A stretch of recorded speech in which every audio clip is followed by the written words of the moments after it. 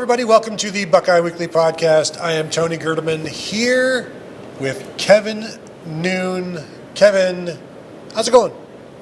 Wow, no power pause. I guess because we're talking about some breaking news, right. So we have to get to it quickly. I'm doing well. I finally cooled off largely from a warm day at Ohio Stadium, but now there's always news in Buckeye Nation. Yeah, I watched Ohio State win 52-6 on Saturday, and then Saturday evening get the news of the verbal commitment of Mission Viejo, California wide receiver Phillip Bell, the number 19 wide receiver in the nation per the 24/7 composite, 6'2", 195.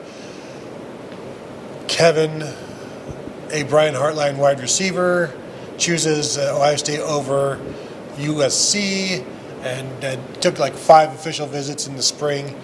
But you always give Brian Hartline the benefit of the doubt. Not that this is a concern. He's a 4-star receiver, but Phillip Bell, now I believe the 26th member of the Ohio State recruiting class. Yeah, I've lost count on the recruiting class as we sit there and we see the move from 85 to 105, but it's not really a move to 105 because you're moving from 120 to 105. But none of that matters at this moment.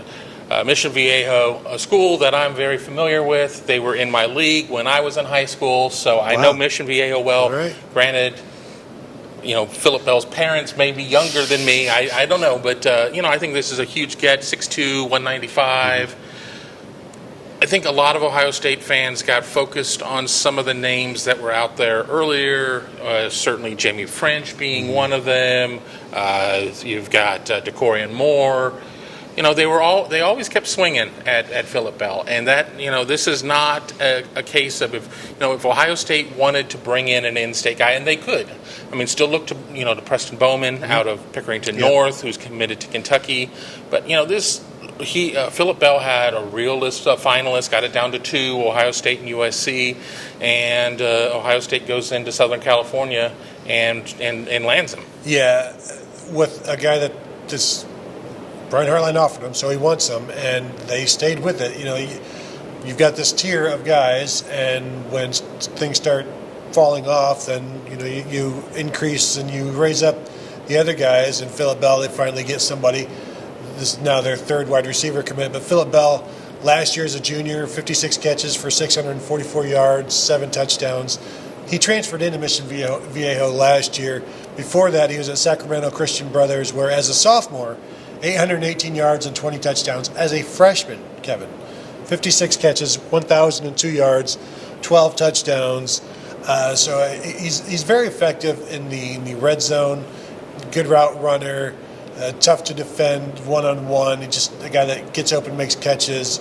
I'd like to maybe see some more run after the catch, but you look at the 20 yards a catch as a freshman, it's there. It's just like Mission Viejo, and sometimes you move to these bigger schools, and there's a level of this is a new league, this is a new level. It's not as easy as it was before, so the numbers take a little bit of a dip, kind of as we saw with Sam Williams-Dixon, even though he didn't get to play towards the end of that, but there's always an adjustment moving up a level.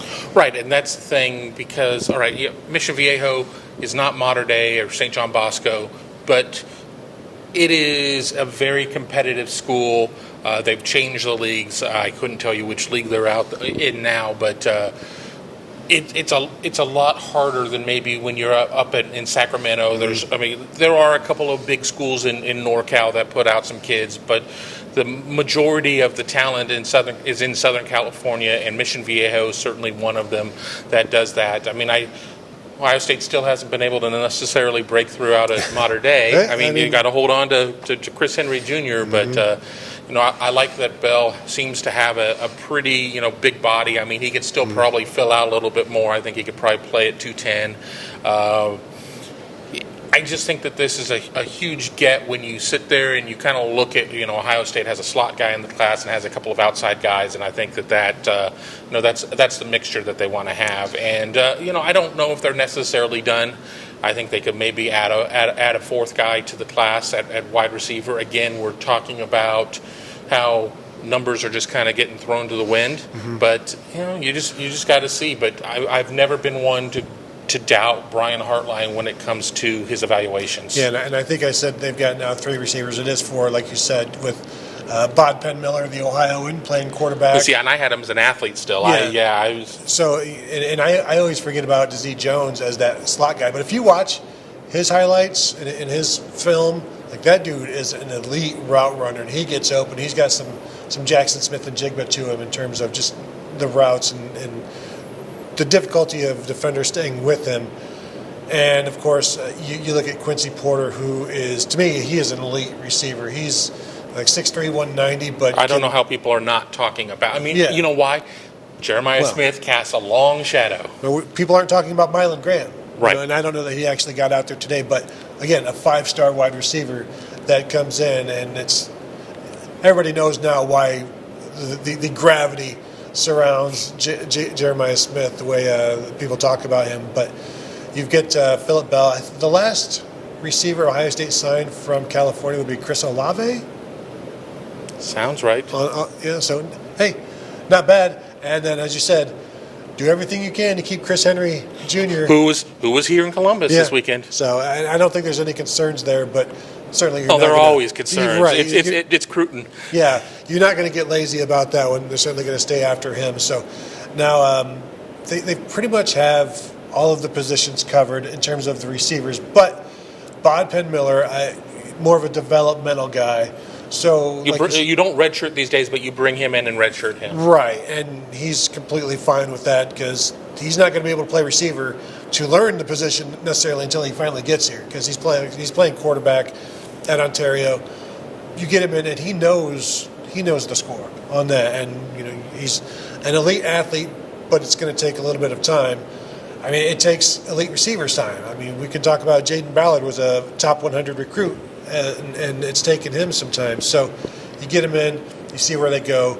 But you add in Phillip Bell, and now they've got 3 guys that are receivers in high school.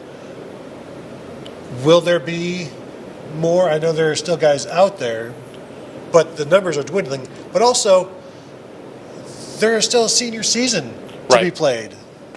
Yeah, I mean, we don't know enough about these guys at this point because their senior season, they're 1-2 games in. So I mean, it's there's a lot to figure out at that point. So we got to kind of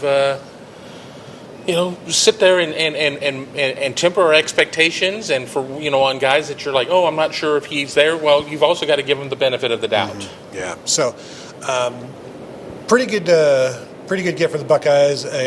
Something on the quarterbacks, the future recruiting, the future commits at quarterback will like, and they'll just continue to bring in 4 or 5 every year. We talked about going to 105. Like that's going to be the norm. And when you have positions that can leave willy-nilly on a whim and get into the portal, you kind of need to bring in a bunch every year. You can't miss your numbers. They kind of missed their numbers this in 2024. Maybe. I mean, they wanted 4, they got 3 if you're talking about Demarion Witten as well. So you kind of got to catch up from that a little bit. But not a bad get. In fact, quite a good get. Somebody that had offers from all over the place, Georgia, Florida State, Alabama probably as well, I think was in there. So good get for the Buckeyes. Now commit number 26 of the nation's top-ranked recruiting class. I will be surprised if they end up number 1 overall just because they never have in the recruiting era. It just but happens. When you look at the commits that they have, like you just scroll through and it's like 12 or 13 top 100 guys, they've got a chance this year. It's going. I think it's going to be tough. I mean, it's going to be what does Georgia do down the stretch? What does Alabama do down the stretch? Does Ohio State hang on to everybody? There's already rumors out there that Naeem offered, had a really good visit to Auburn. They're not going to lose out to Auburn in terms of going to number 1, but you take a 5-star out of the equation potentially that could hurt them. But I don't want to speak anything to existence if that happens. But if it does, you take another swing at Dorian Brew. You take a swing at some of these other guys and see what happens. I mean, it's just I guess still it's technically August, but we got a ways to go to December. Yeah, so there you go. Newest Buckeye commit, member of the class, Phillip Bell, Mission Viejo, California wide receiver. that will do it for us. If you're watching on YouTube, go ahead and please hit the thumbs up. We would appreciate that. And join us at BuckeyeHuddle.com if you have not done that already. So thank you all for tuning in, and we'll talk to you guys later.